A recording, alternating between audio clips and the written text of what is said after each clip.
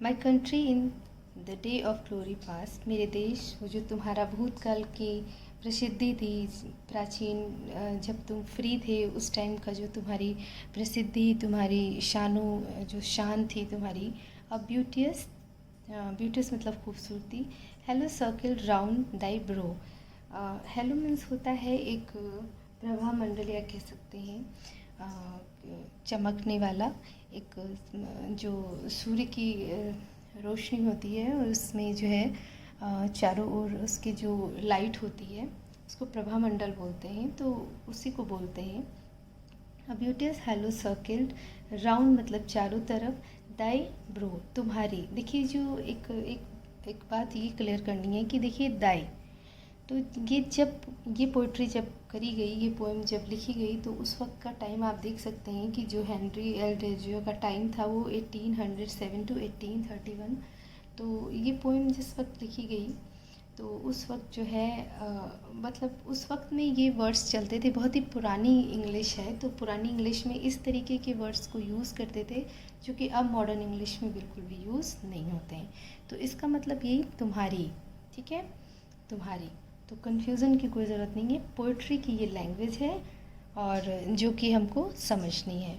तो दाई ब्रो तो कह रहे हैं कि अ ब्यूटियस हेलो सर्किल्ड, एक बहुत खूबसूरत सी आभा, एक चमकता हुआ मतलब एक रोशनी सितारे की तरह, या फिर एक जैसे क्राउन, एक मुकुट चमकता है, उसकी जो शानदार आभा होती है वो जो है वो तुम्हारी आभा जो तुम्हारे चारों ओर थी।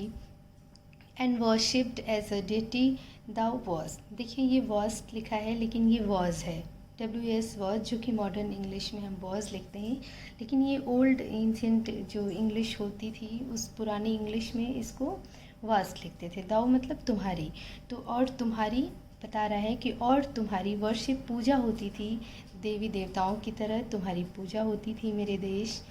वेयर इज़ दैट ग्लोरी, तो पूछ रहा है कि मतलब वो तुम्हारा पुरानी टाइम की जो तुम्हारी प्रसिद्धि थी, तुम्हारी पॉपुलैरिटी थी, तुम्हारी वो खूबसूरती जो तुम एक प्रभा मंडल की तरह, एक आभा मंडल की तरह तुम्हारे चारों ओर दिखाई पड़ती थी, एंड तुम्हें पूजा जाता था देवी देवताओं की तरह। वेयर इज़ दैट ग्लोरी, पूछ रहे हैं कि वो ग्लोरी कहाँ है, वो आभा कहाँ है, वो शान और शौकत कहाँ है, वो प्रसिद्धि कहाँ है। Where that reverence now, reverence मतलब आदर, रिस्पेक्ट, तो वो आदर कहाँ है, वो सम्मान अब कहाँ है। The eagle pinion is chain down at last, तो कह रहे हैं ईगल देखिए होता है चील, जो बाज होता है वो बहुत ही स्मार्ट होता है बर्ड, उसको बहुत ही स्मार्ट और बहुत ही पावरफुल बर्ड मानते हैं। और पिनियन होता है कि पंख काटना, ठीक है। तो कह रहे हैं कि मतलब जो हमारा कंट्री है इंडिया को, उसने एक ईगल से कंपेयर किया है कि जो बहुत ही तेज़ तर्रार और बहुत ही ज़्यादा पावरफुल होता है। तो कह रहे हैं कि the eagle pinion is chain down at last, यानी कि ईगल पक्षी के जिस तरीके से पंख को काट करके उसको एक बंदी बना करके डाल दिया गया है। मतलब उनके कहने का मतलब सिर्फ ये है कि हमारा जो इंडिया है वो अब अंग्रेज़ों की ग़ुलामी से जकड़ा हुआ है और उसके भी जो पंख हैं वो काट दिए गए। तो पंख इन द सेंस कि उसकी सक्सेस रोक दी गई है, अब वो अपने हिसाब से काम नहीं कर पा रहा है और वो ग़ुलाम बन चुका है। तो जो भी उसकी जो डेवलपमेंट होना था, प्रोग्रेस होनी थी कंट्री की, वो रुक चुकी है। Okay. And grovelling in the lowly dust art thou, देखिए ये आर्ट दाउ जो है ये UR है, ठीक है, UR, दाउ मतलब UR। डस्ट धूल, लॉली बहुत ही ख़राब, बहुत ही नीच, ठीक है, बेकार सा। ग्रॉलिंग मतलब बहुत ही बेकार सी दशा को दिखाना। तो क्या बता रहे हैं कि अब जो मतलब जो तुम्हारी कंडीशन है, जो तुम्हारी सिचुएशन है, वो बिल्कुल जो तुम्हारी प्रसिद्धि थी वो धूल में मिली पड़ी है, या तुम बिल्कुल बेड़ियों से जकड़े हुए हो और एक कितनी ही दयनीय स्थिति या ख़राब सी सिचुएशन में पड़े हुए दिखाई दे रहे हो। मतलब वो तुम्हारी प्रसिद्धि कहाँ चली गई, ये तुम्हारी जो अवस्था है ये बहुत ही धूल में, मिट्टी में मिली हुई है। Okay. The minstrel hath no wreath to weave for thee save a sad story of thy misery. अब वो कह रहे हैं कि दाई मतलब तुम्हारे। देखिए मिंस्ट्रल होते हैं जो गायक होते हैं या पोइट भी कह सकते हैं, जो लोकगीत गाते हैं उनको बोलते हैं। तो दाई मिंस्ट्रल हैड नो रिथ। रिथ मतलब होता है माला, ठीक है, माला को गुथना। वे मतलब होता है बुनना। फॉर दी तुम्हारे लिए। तो अब उनका कहना देखिए सेंस क्या हो रहा है कि अब उनके पास तुम्हारे लिए कोई भी इस तरीके की कोई ऐसा गीत नहीं है। जो तुम्हारे लोक गायक हैं उनके पास कोई ऐसा गीत नहीं है जो तुम्हारे लिए, तुम्हारी विजय में तुम्हारे लिए माला को गूँथें और बुनें और फिर उस खुशी को एक्सप्रेस करें, या तुम्हारे लिए कोई इस तरीके का गीत वो गाएं। अब उनके पास सिर्फ उन लोक गायकों के पास देखिए एक बार फिर से देख लीजिए कि उन तुम्हारे लोक गायक जो हैं, जो तुम्हारी प्रसिद्धि में गुणगान किया करते थे, गाने बहुत तुम्हारी प्रशंसा में गाया करते थे, तुम्हारी विजय के लिए गाते थे, सक्सेस के लिए, तुम्हारे डेवलपमेंट प्रोग्रेस के लिए गाते थे। अब उनके पास कोई भी ऐसा माला नहीं है, कोई भी ऐसी विजन नहीं है जिसको कि वो मतलब खुशी का इजहार करें और उसको गाएं। उनके पास अब सिर्फ the sad story of the misery. अब सिर्फ उनके पास एक तुम्हारा जो है बहुत ही ख़राब इतिहास है, एक गुलामी का इतिहास है, वही उनके पास गाने के लिए एक सैड सॉन्ग है। मतलब लोक गायकों के लिए अब भारत के लिए, इंडिया के लिए कोई भी बहुत अच्छा सॉन्ग नहीं है कि जो उनकी एप्रिसिएशन में वो गाएं। अब उनके पास एक ऐसी स्टोरी है, एक ऐसी गुलामी की स्टोरी है जो कि बहुत ही सैड है।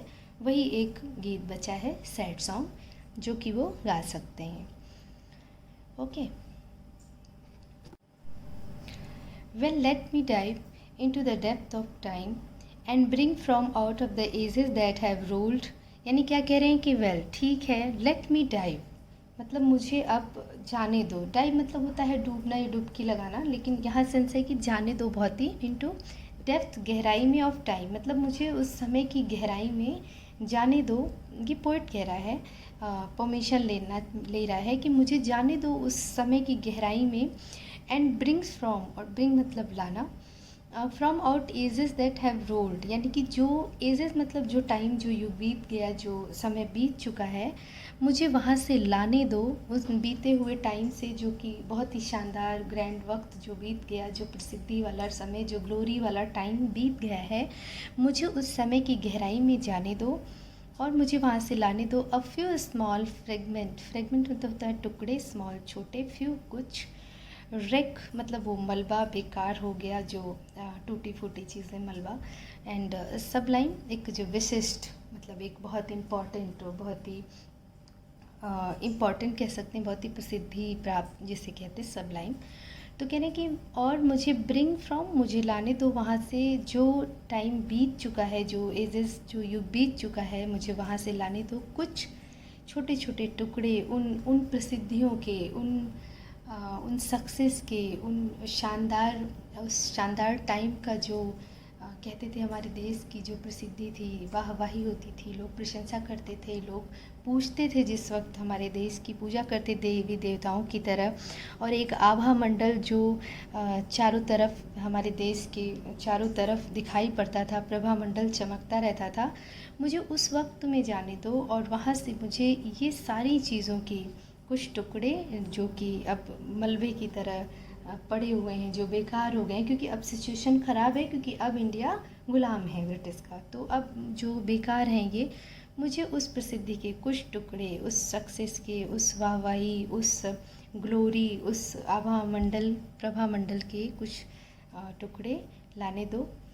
विच ह्यूमन आइज में नेवर मोर बिहोल्ड, बिहोल्ड मतलब होता है देखना, ह्यूमन मतलब लोगों की आँखें, जो मतलब मुझे लाने दो जिसे कि ह्यूमन आँखें जो हैं, लोगों की आँखें कभी भी नहीं देख सकती थी, जिसने कि जो कि ह्यूमन आँखें अब कभी नहीं देख सकती। क्यों नहीं देख सकती? क्योंकि अब तो वो गुलाम हो चुका है, तो जब तक वो फ्री नहीं होता तो वो प्रसिद्धि, वो ग्लोरी, वो आभा कहाँ से दिखाई पड़ेगी, तो जो ह्यूमन आइज कभी नहीं देख सकती हैं।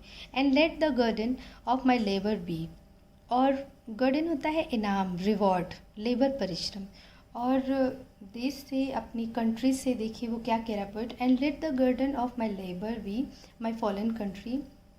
फॉलन कंट्री मतलब ही मेरे कंट्री कहता है कि हे मेरे कंट्री, ये मेरे बेचारे, या हे मेरे इस वक्त बहुत ही ख़राब सिचुएशन में पड़े हुए कंट्री, मेरे देश।